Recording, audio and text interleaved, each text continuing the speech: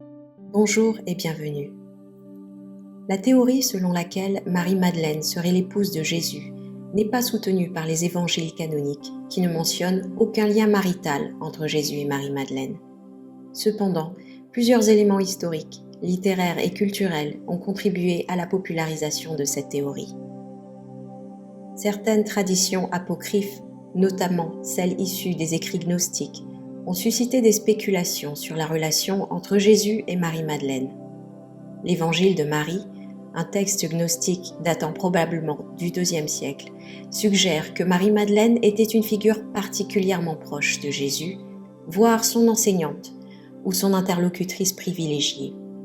Bien que cet évangile ne parle pas explicitement de mariage, il présente une relation très particulière entre les deux, ce qui alimentait des idées de liens plus intimes.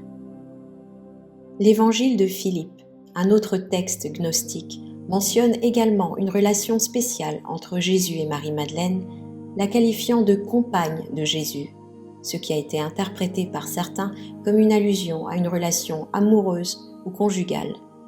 Dans l'évangile selon Philippe, on peut lire « Il y en avait 3 qui marchaient toujours avec le Seigneur, Marie, sa mère, et sa sœur, et Madeleine, appelée sa compagne. Sa sœur, sa mère et sa compagne étaient chacune Marie. » Dans ce même évangile, on peut encore lire, au verset 44, « La Sophia, qui est appelée stérile, est la mère des anges, et la compagne du Fils, est Marie. Le Seigneur l'aimait plus que tous les disciples, et il l'embrassait sur la bouche. » Au verset 45, « Les disciples le voyaient, et ils lui dirent, « Pourquoi l'aimes-tu plus que nous tous ?» Le Sauveur répondit et leur dit, « Comment se fait-il que je ne vous aime pas autant qu'elle ? Un aveugle et quelqu'un qui voit, quand ils sont tous les deux dans l'obscurité, ne se distinguent pas l'un de l'autre.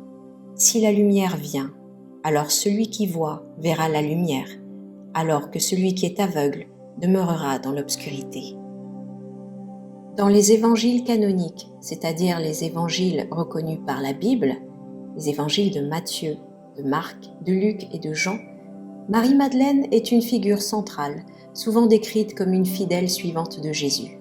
Elle est l'une des premières témoins de la résurrection, ce qui lui confère un rôle unique parmi les disciples. Cependant, les évangiles canoniques ne mentionnent pas de lien marital entre elle et Jésus. L'une des principales sources modernes qui a popularisé cette idée est le roman Da Vinci Code de Dan Brown. Dans ce livre, l'auteur propose que Marie-Madeleine et Jésus aient été mariés et eu des enfants ensemble, et que cette lignée soit cachée au fil des siècles, avec le Saint Graal symbolisant cette descendance. Bien que cette théorie soit largement fictionnelle et non historique, elle a eu un impact considérable sur la culture populaire. Brown s'appuie sur une interprétation de certains textes anciens et de traditions ésotériques. Les traditions ésotériques, les mouvements mystiques et certaines sociétés secrètes comme les Templiers et le prieuré de Sion, qui est mentionné dans le Da Vinci Code, ont également alimenté l'idée d'un lien caché entre Jésus et Marie-Madeleine. Ces théories sont souvent basées sur des interprétations symboliques et sur des documents anciens, perdus ou secrets.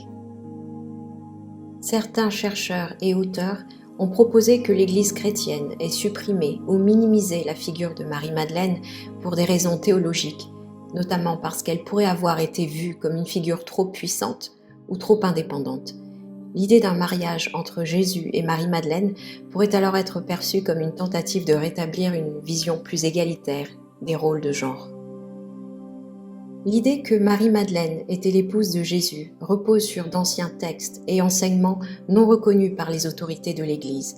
Ces textes apocryphes ou gnostiques ont été rejetés pour diverses raisons, principalement parce qu'ils ne correspondaient pas à l'idée qu'il fallait se faire de Jésus en tant qu'homme ou de Marie-Madeleine, qui aurait pris trop d'importance dans l'histoire du christianisme, à une époque où la femme ne pouvait avoir autant de sagesse et d'influence. Une époque où la femme ne pouvait tout simplement pas être l'égale ou le complément de l'homme. Cette idée d'un couple sacré formé par Jésus et Marie-Madeleine est encore aujourd'hui considérée comme une interprétation hérétique de la véritable vie de Jésus par l'Église. Si cela a suscité chez vous une certaine curiosité Je vous laisse ici faire vos propres recherches et voyez ce qui résonne en vous. Un sage a dit un jour, lorsque l'élève est prêt, le maître apparaît. Merci de m'avoir suivi, merci de vous abonner à la chaîne et à très bientôt.